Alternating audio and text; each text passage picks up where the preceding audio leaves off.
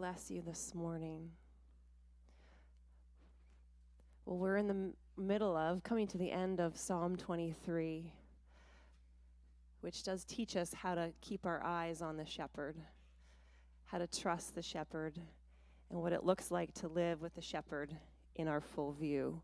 And last week I shared some pictures that people have shared with me, and this week I'm going to have a story. So Judy, if you want to come on up. But I've heard a few stories as I've been going through this message on different interactions with sheep. And I just love Judy's story, and it works so well with where we are in the psalm. And so last week we were in Psalm 23, verse 4, and I think it will come up on the screen. Yea, though I walk through the valley of the shadow of death, I will fear no evil. For you, I will feel no evil, for you are with me, your rod and your staff, they comfort me. And so Judy has a story for us. Hi, everyone. Losing 1 hour of sleep. Hope we're all awake. I was going through a season of dryness, wondering if God really loved me, and I wasn't feeling loved, and I was trying to do a whole lot of stuff to get God to love me, volunteering at this and that. And I was reading a book by Max Lucado, Traveling Light, and it's all about the Shepherd's Psalm. So I was living in St. Nicholas in the country, and we had some land in the back with the woods. And my friend was coming over to visit, and it was in April, and we took a walk through the woods, just talking, and heard a lamb baying, or whatever they do, mooing, I don't know, baying, I guess, yeah. So anyway, we heard it, and it started to snow, and it started to rain at the same time, something similar to what we had a couple of days ago. And she wanted to get home because her kids were going to be getting off early in the bus because of the weather, she thought. So she left, but I was really curious about this lamb that sounded like a lamb in the woods. So I went back up to my house, and I got my husky dog, 110 pounds, to come back with me, because I didn't like being in the woods by myself anyway. And the dog took me through where the lamb was. And the lamb was all tucked into the briar. I think it's why Jesus calls us lambs. We get all tucked in the briar. We don't stay still and be still and know that he is God. So this lamb was getting all wrapped up in this briar.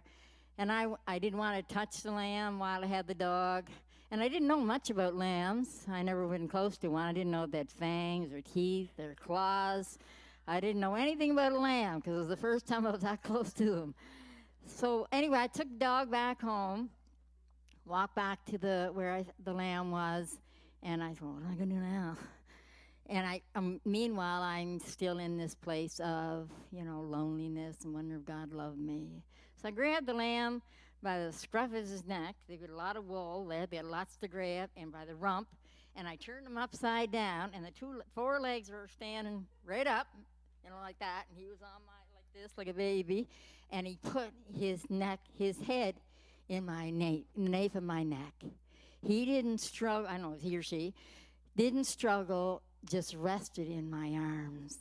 And I knew the people down the next door farm had lambs, and it was across a field. And this is slimy, this field. It was because it's raining and it's snowing, and there's nothing, it's just mud. So I'm going across this field with this lamb, and he's getting a little heavy. He was like an adolescent lamb, I guess, teenager. Wasn't a baby, he wasn't full grown. And I wasn't going to drop that lamb, suppose my arms fell off. And as I was going across the field with the lamb, I could hear God's voice saying to me, I go after the one. I have 99 lambs and one's lost. I will go after that one. And I felt like Jesus was saying to me, you are that one that I will go after. Like the prodigal son, And I'm going across this field with his lamb. And I was kind of getting excited because I was going to say, oh, yes, I forgot the part where I did phone the owner. I went over to the owner's farm, and I said, one of your lambs is stuck in the woods. And he said, oh, no, no, no, they don't go that far. Must be mistaken. Of course, now I'm challenged. So I was kind of excited because I like being right, you know? So I was kind of excited to say, here's your lamb, you were wrong. So and I'm getting all this experience, a spiritual experience with the Lord as I'm going across the field. And then I got to the barn and I yelled his name. And he came out, and I said, here's your lamb. So happy about it. And he just grabbed that lamb by the scruff of the neck, and he threw him in the barn with all the rest of the lambs. And it's almost like God says, stick with me, Judy. This is what the world does. It just takes us and chuck us. It don't care about finding us. It don't care for loss. The world doesn't care for loss, but Jesus does.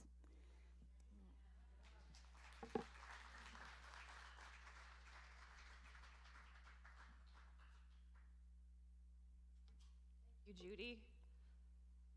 That's so good. I mean, it's hard to imagine a cute little lamb. The owner grabs it and throws it. But she's right.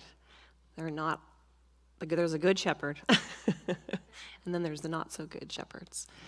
And so who will we keep our eyes on? Who will we follow? So we're going to move into verse 5. The table.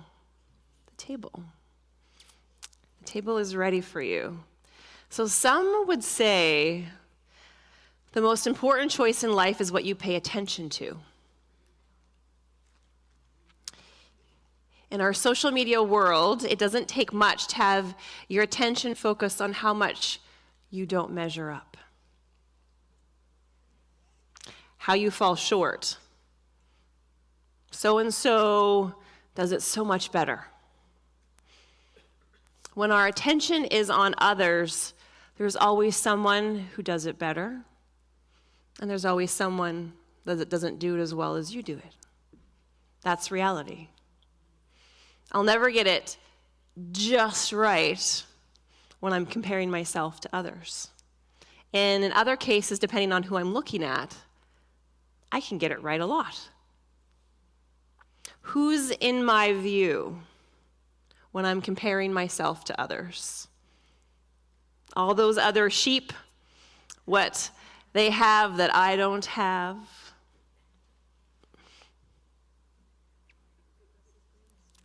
You know, it's very interesting. Sheep, when they're not getting along with one another, so sometimes the older ewes will look at the younger ewes and be like, I like that spot. I want that spot. I'm older than you. And so they'll go over and they'll like butt them out of the way, and the poor little sheep goes flying. Or if they want, certain of grass to feed on, they'll go and they'll push them out of the way. Like they're quite mean to each other, actually.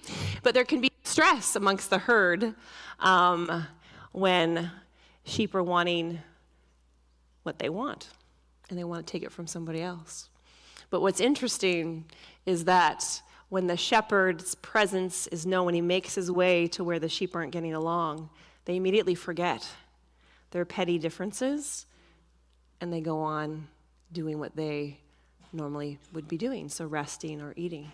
But the presence of the shepherd shifts everything, and they forget. I thought that was pretty fascinating. When we get into situations with one another, when we start to have conflict, do we stop and do we ask for his presence to come in and say, help us, Father, navigate through this? Because his presence helps us remember what's really important versus our petty differences or something that we want. So where's the Lord? Where is the Good Shepherd? Where does he place in who you pay attention to? Have you brought the thing that you're facing to his attention? Is your focus, is your gaze or attention on what he thinks or what someone else thinks? If you remember last week, we talked about the rod and the staff. The rod it refers to the word of the Lord, the word of God, and he uses his word to examine below the surface of what we can't easily see, to see what's really going on. He can see what we can't see. He can see what we don't want to see. If you imagine sheep with their big wool, we talked about last week, they can't see what's going on in between, underneath all that wool. Like Judy said, there's lots of wool. You can't see below that unless it's examined. You can't see inside of us, but he can. He can see. So in God's kingdom, this is the beginning. When I can't do this, when I recognize I can't do this without help, I can't do this without help, I can't do this life without help, then we're ready to turn our attention to the one who knows the way. We need someone to guide us. Our identity comes from being a sheep in the shepherd's fold. And David, who wrote this psalm, he was a king of a great nation, the great nation of Israel. He knew this. And as humans, our need hasn't changed. Sure, the world looks a bit different than it did in David's day, but the problems of our human condition, they don't really change. As I learn to start each day with my attention on the Good Shepherd and not someone or something else, then I will begin to understand what David is talking about in Psalm 23. My eyes on him, my focused attention on his movements, asking him, well, where are you going? How am I doing? Looking to him for everything I need. Starting with my gaze on him and then taking the next step. Not starting with my gaze on someone else or something else and then taking a step. Who's in my focus? When I look at everyone else and I compare, what begins to happen inside of me? What happens inside of us when we compare ourselves to others? Anxiety, fear, anger, pain, depression, and you mix in some jealousy, feelings of superiority, so many big feelings and emotions in the comparison game. Focusing on others gets messy. And when I look at him, when I experience the care and the goodness of the shepherd, as I choose to stop playing the comparison game, I begin to see I don't have anything to fear. I can be comforted. I can experience not having want when my eyes are on him. And in an instant, almost in an instant, I can choose either fear and all those conflicting feelings of comparison, distrust of those around me, living in survival mode, or I can choose the shepherd. I have everything I need. He will help me. He will comfort me. He will be my safety. I can choose that. You can choose that in any instance, at any moment, not just here on Sunday morning. You can choose that in the middle of the grocery store, in the middle of the hospital room, in the middle of a fight with your spouse or with your child. Who are you looking at?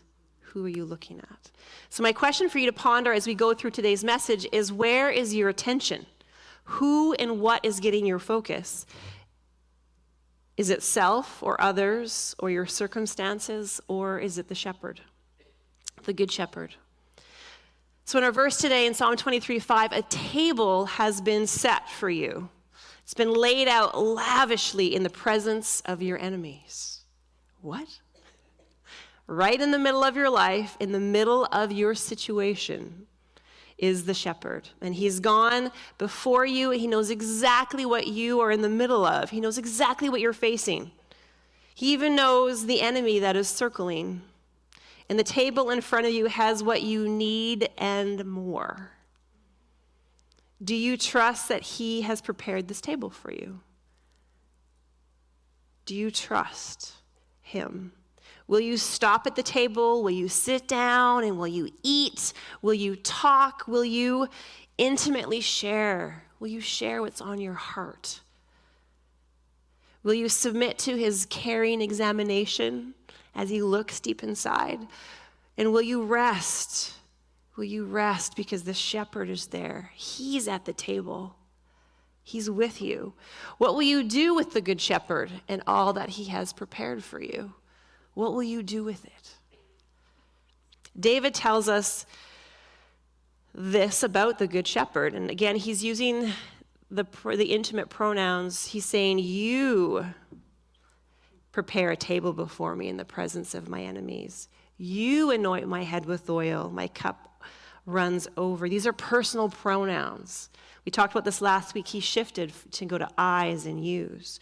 You, as my shepherd, do this. You do this. You prepare this table. There is no doubt in David's mind when he writes this. Now, does David have doubts and struggles? Yes. When you read through the Psalms, you will experience his prose about his struggles, yet he always comes back to putting his attention on the Lord. His shepherd, he knows a good shepherd takes care of his sheep. Unlike what Judy has described with us, throw him back into the pen. No, the good shepherd draws him in, embraces him. How is he doing, little lamb? So we're looking at the sheep-shepherd relationship as it reflects our relationship with Jesus. We are comparing it to the God-human story. So over the last two messages, we learned how the shepherd walks with us, the sheep through the valley. Remember, the valley is natural and it's necessary because the flock, he's taking them to the high country. And to go to the high country, you have to go through the valley. You can't go up unless you go through the valley. There's no other way. So it's very natural. It's very normal to go through valleys. Now, if I don't trust the shepherd, though, how do I get to the high country? This rich, amazing land of abundance, the views, the grass, the flowing flowers and waters, and the fresh mountain air. How do I get there if I don't follow the shepherd? Has anyone ever been lost in the mountains? Is there anyone? Okay. Don't want to admit being lost in the mountains. I have not experienced being lost in the mountains, but I've read stories. And it's not something that I really want to have to experience, being lost in the mountains, because there are very crazy wild animals and you can get lost for days. So I don't think many of us would choose going into the mountains without a guide and getting lost. Like, would you choose to actually get lost in the mountains? No. I'd likely stay away rather than getting lost. So the reality is, on their own, sheep are not going to go very far. They're skittish, fearful creatures, and not to mention, if I haven't said this before, they are dumb. They are dumb. I know we're compared to them, but they are dumb. They don't realize that when they get into a briar patch, like Judy described, that when they wiggle around and they're not getting out, they're not getting out. So don't move. When they dunk their heads in water after a really hot day because they're so thirsty and they're so hot, they don't realize that their wool soaks up all the water too. And then they get top heavy. And then they go in to the water. And they often can go down rivers and into ponds and drowned. And let's not forget that laying on roads can cause you to be hit by cars. I was hearing stories about this week from Heather in Scotland. They're quite clueless, but they also tend to lay on paths in the mountain paths, which makes them open ground for predators. So they won't make it without a shepherd. Without a shepherd to lead them, they're tossed and turned by whatever comes at them. And the prophet Ezekiel says to us in the book of Ezekiel, chapter 34, and this is referring to sheep, so they were scattered because there was no shepherd. And they were scattered, and when they were scattered, they became food for all the wild animals.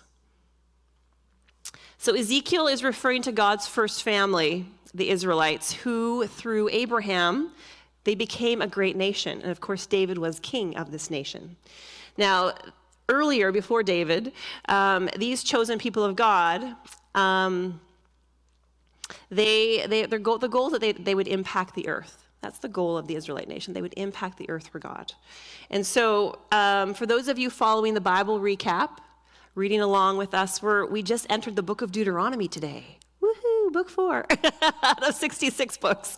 And so there are so many parallels as we learn about God's first family, Israel, in Psalm 23. And I'm finding it really interesting, and I hope you are as well. There are parallels as we read through this psalm and through Israel. So I'm just going to connect some dots for us. So God rescues the Israelite people out of the hands of evil men, namely the Pharaoh of Egypt, through Moses. And what was Moses' role before this?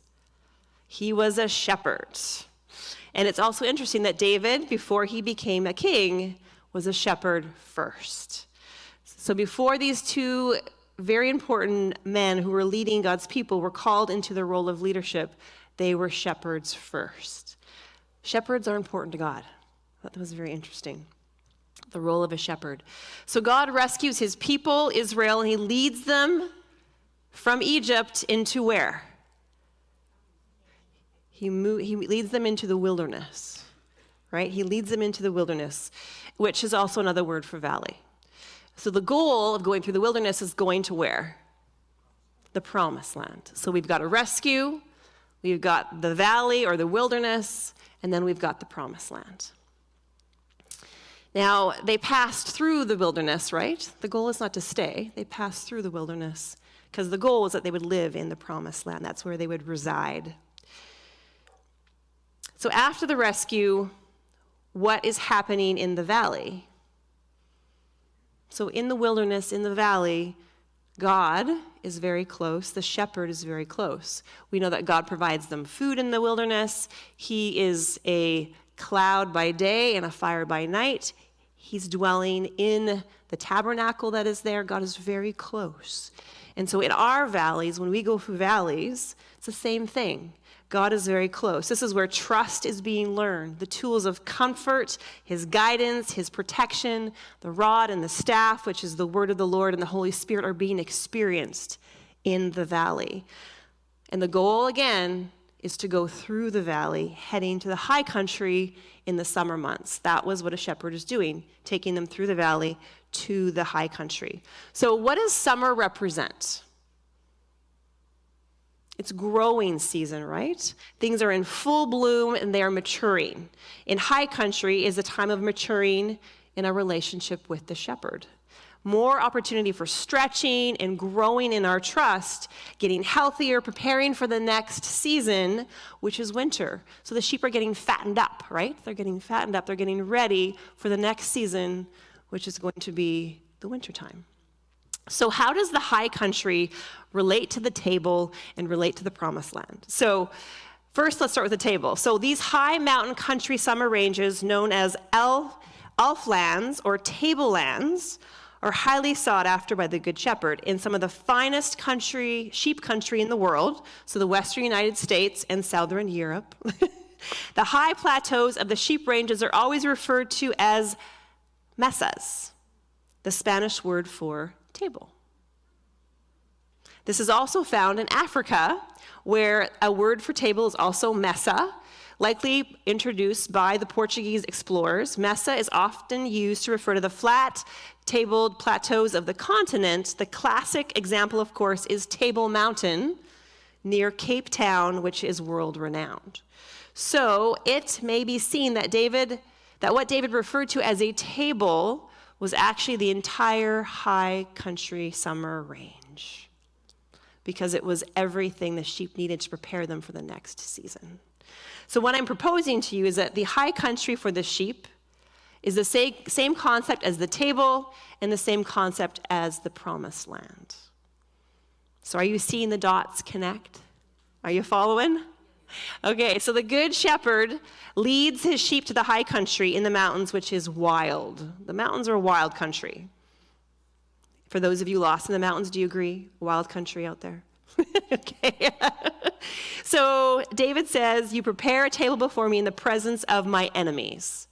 Consider the promised land as well that Israel is about to inhabit. It's filled with enemies. So mountain, tablelands filled with predators, poisonous plants, storms. The promised land, Canaan, was filled with enemies. So let's look again at Israel. How are they doing as they get ready to go into the promised land for the first time, which is in Numbers 13. So the entire camp of Israel comes to the edge of the promised land. So exciting. And they're camped nearby, and they can see it. And God tells Moses to send in 12 spies, one man from each tribe, to scout out the land of Canaan that he's promised them. Now, going to scout out the land is something that Moses, as a shepherd, would have completely understood. Because before you take your sheep to the high country, the tablelands, the promised land, you go out and you go ahead and you scout it out. What are the best areas of the land? Where will you be spending more time and less time grazing and resting? What is the predator situation? The shepherd is looking for clues. He's looking for trails. He's looking for animal droppings. The shepherd is also looking for poisonous plants. How will he deal with them? Often he will actually go and remove them. He'll actually pluck them out, which is amazing to me. And he'll create a grazing plan maybe to avoid certain areas. He reviews the water situation. He may have to dig out any water holes that got filled with sludge over the winter. Everything has to be considered. You have to go out in advance of your sheep going. So Moses understood this. Now, our shepherd, Philip Keller, also says about the shepherd, he said, he will look over it with great care, keeping ever in mind its best use for the flock during the coming season. Then just before the sheep arrive, he will make another expedition or two to prepare the tableland for them. He takes along a supply of salt and minerals to be distributed over the range at strategic spots for the benefit of the sheep during the summer. This is wild country. It has not changed. There are dangers, but the shepherd is well prepared and he knows what he's doing. He knows what he's doing. So do you trust him? Will you focus your attention on him or all the dangers? So let's go back to Israel. They were waiting for these scouts to return after spying out the land in Numbers 13. After 40 days of the scouts going through the land, they come back with a full report.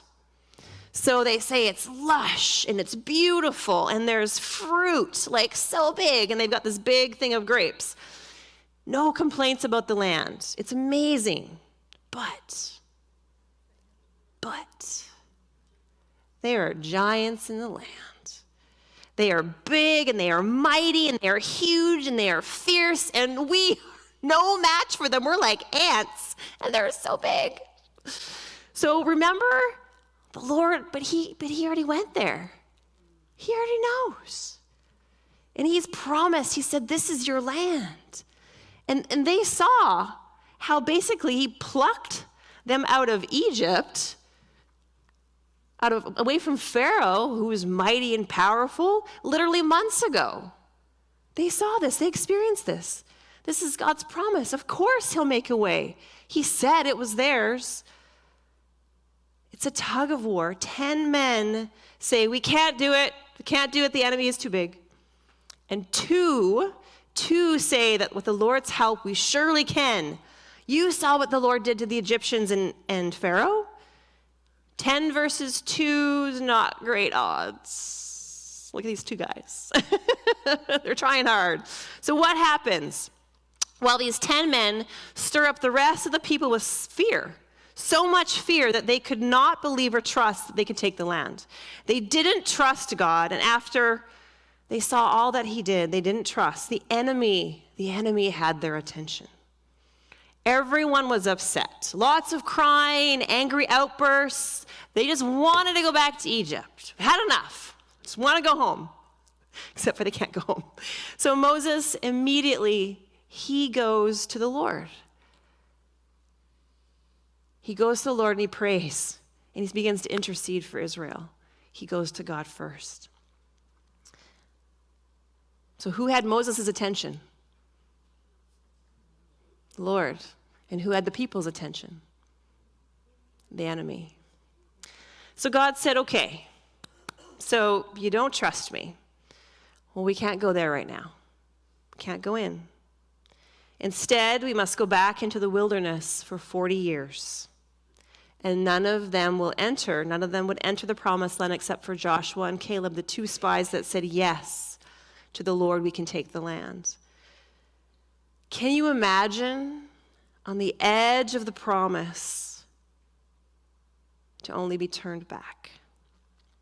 The Good Shepherd knew at this point the flock wasn't ready.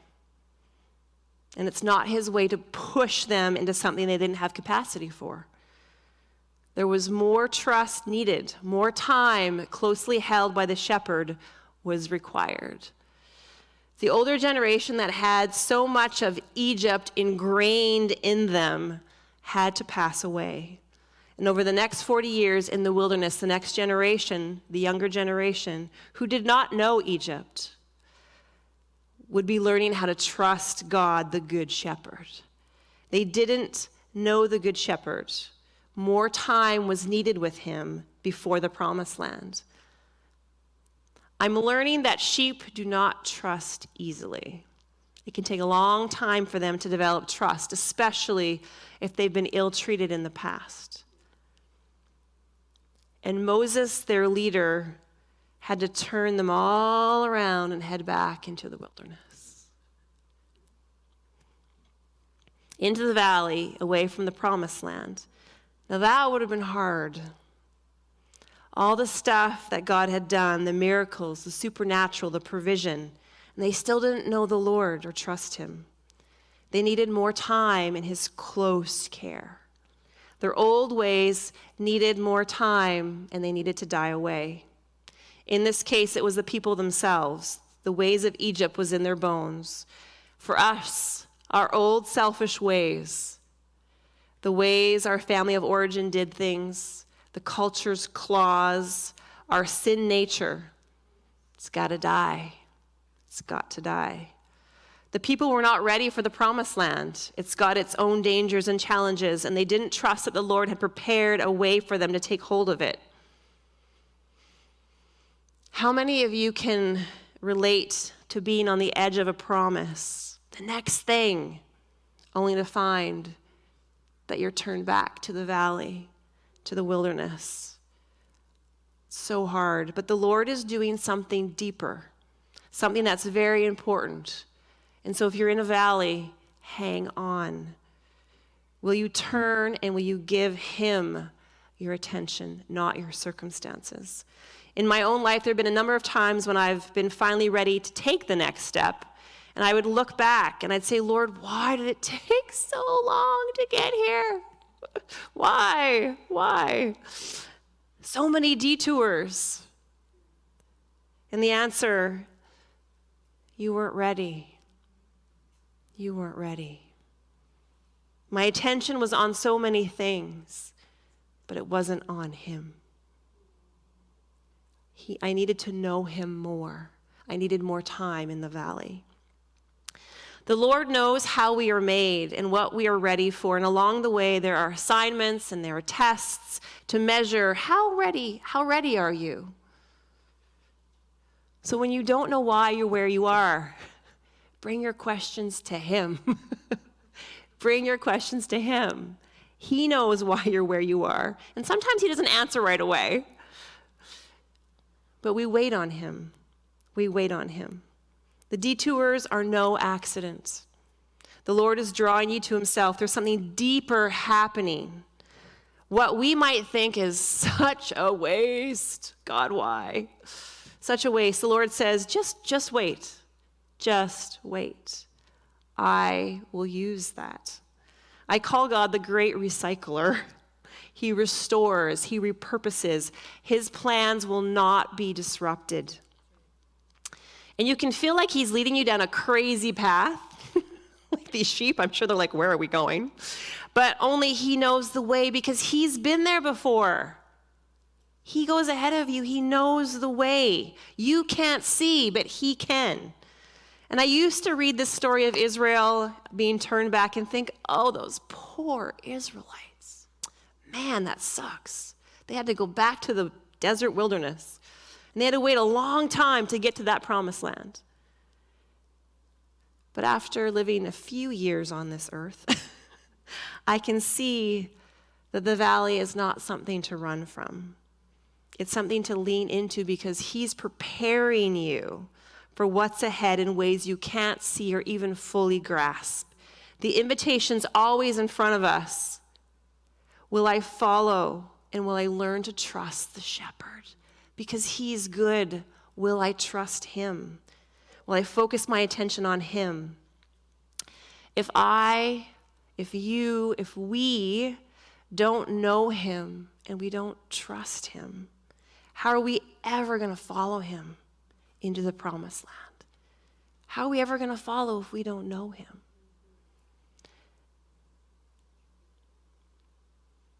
It's wild territory. We live in wild lands.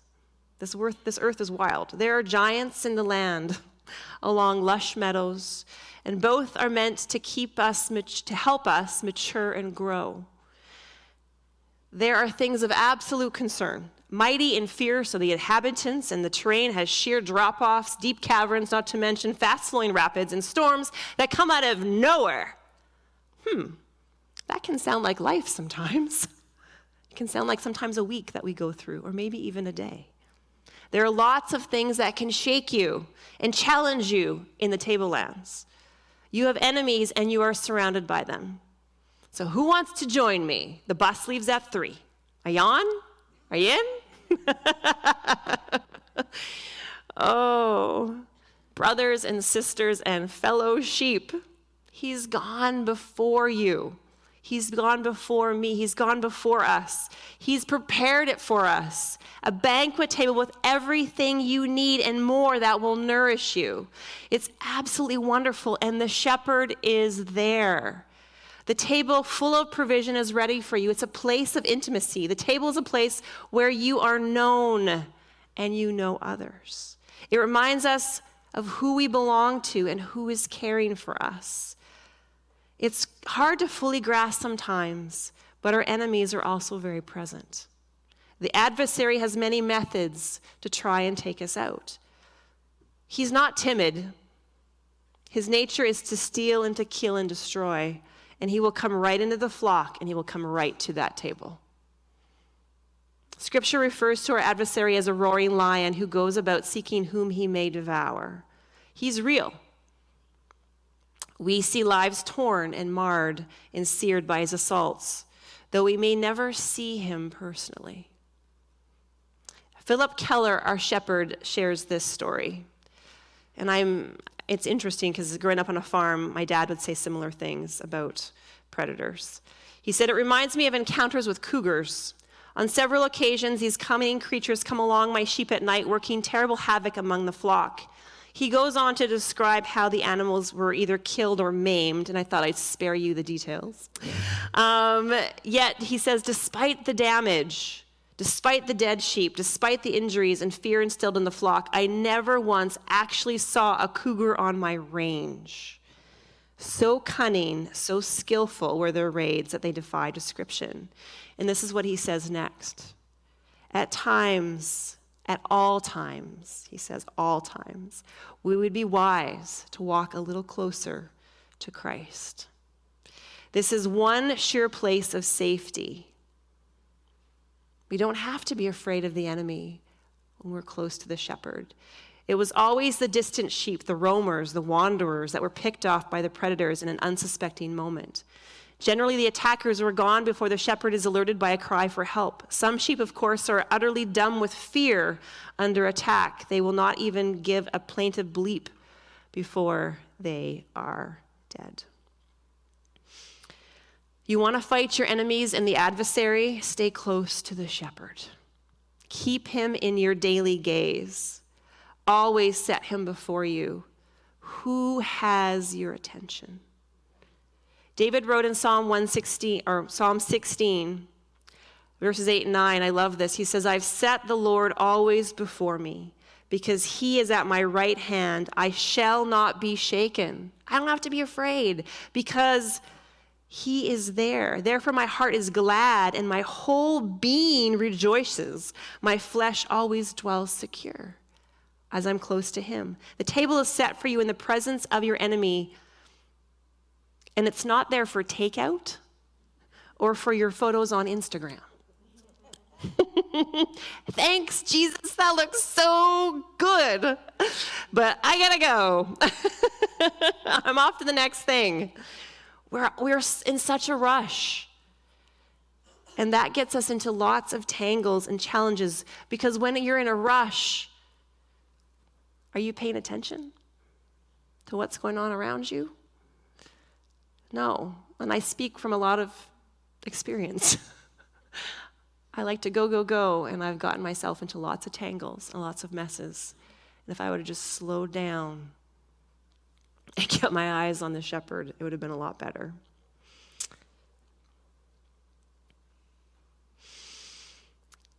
So the invitation is always before us. Will we stop and pull ourselves up to the table, spend time and share in the enjoyment of our surroundings, who we are with, the amazing food, keeping the shepherd in our gaze, and pray. Pray means to literally turn our affection towards. Prayer is a person. Do you want the strength to defeat the enemy? Do you want strength to defeat him? Yes? Yes?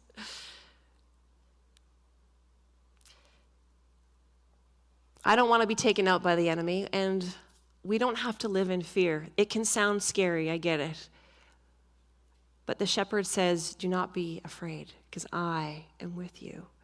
So this week, Heather shared this with the staff, and I feel like it fits so well. Michael Koulianis, who's pastor at Jesus Image Church in Florida, says this in answer to this question.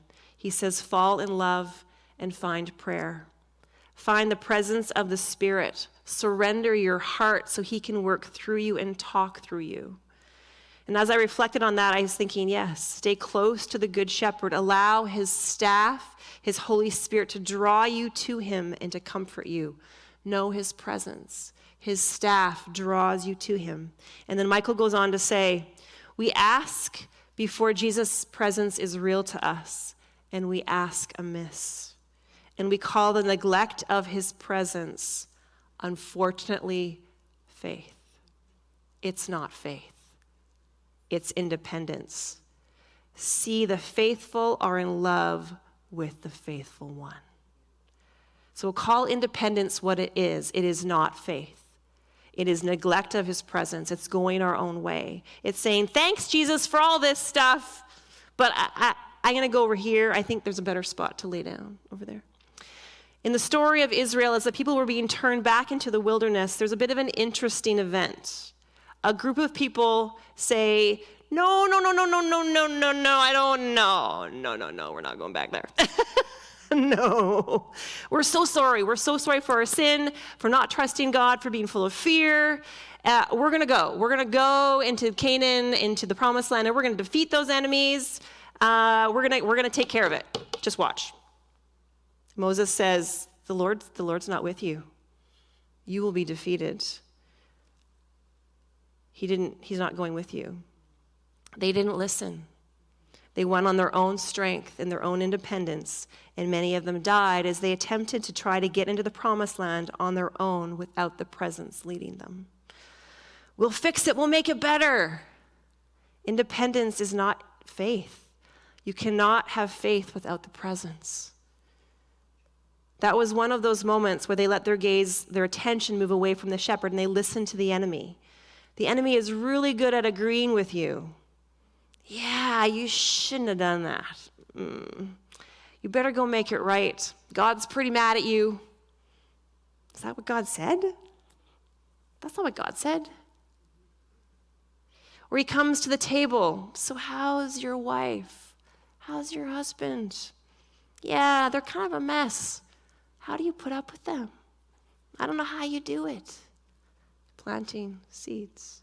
How's your work going? Is your boss still a jerk? What keeps you there? What about that friend of yours that said they had an opening in their workplace?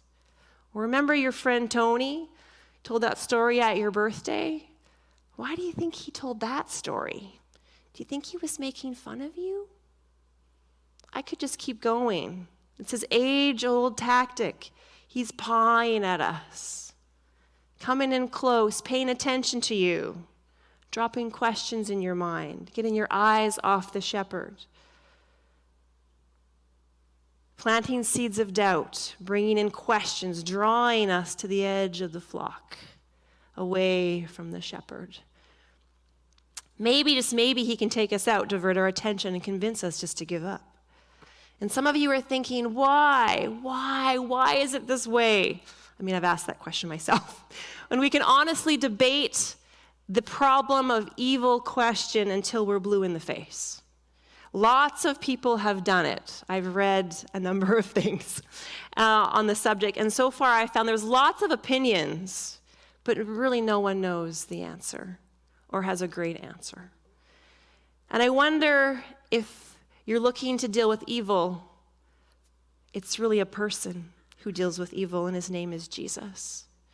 And he's the good shepherd, and his sheep know his voice, and he knows our enemies, and he goes before us, and he prepares the way. It goes back to the question, will you accept his invitation to follow him? The way he's laid out, he is the way, he's the truth, and he's the life. Will you give him your attention? Worship team, you can make your way up. Jesus said, I have told you these things so that in me you may have peace. In this world, Jesus said it, you're going to have trouble. But take heart, I've overcome the world, because why? He went before. And then in Deuteronomy, if we go back to the book of Deuteronomy, and the Lord, he is the one who goes before you. He will be with you. He will not leave you or forsake you. Do not fear nor be dismayed. Isaiah says, I will go before you and make the crooked places straight. I will break in pieces the gates of bronze and cut the bars of iron. And in Psalm 139, and I love this version from the Message, it says, I look behind me and you're there. I look up ahead and you're there too. Your reassuring presence coming and going. This is too much. I can't take it all in. He's everywhere if you keep your eyes on him. And there it is again, our God, he's so good. It's too wonderful for me to grasp. I'm overwhelmed. So the best way for us to live is with our attention on the presence of our Lord, our shepherd. Unless the presence of the Lord goes with us, then why go? If he's not going, where are we going? Is that your habit? Is that your habit? Much of human behavior is habitual. We simply lack the cognitive bandwidth to consider every decision. We're kind of like sheep. Our brains are limited to how much can be handled at the same time. We do so much of life out of habit. What are your habits of waiting and listening and following him? Life is too much for us alone. He's gone before us and he prepares the way. We are surrounded by our enemies. He knows that, and he knows your limitations. Are your eyes on him? Do we stay in communion with him? Do we go where he says go? Only with him, eyes on him, are we going to grow stronger and have nothing to fear. The reality of attention to his presence was true for Israel. It was true for Jesus when he walked the earth. He didn't do anything without the Father, and it's true for us. The table is fully prepared. It's ready. The Good Shepherd has gone to great lengths to give you the best. You're surrounded by your enemies. Who has your attention? Does he have your attention, or does your enemies have your attention? The most important choice in life is what you pay attention to. It's a choice. We talked about it at the very beginning. It's in an instant, in a choice. You can be in fear or you can be in comfort and love. It's a choice we make continuously and often unconsciously in an endless succession of moments. Everything we experience is mediated by our attention. It's the lens we see the world through. It's our reality, though it's an imperfect one. The invitation is to place our gaze on the perfect one, Jesus, our gaze on him. Will you let him color your reality, your present, and determine your day-to-day experience and guide your future? The table is ready. Does he have your attention?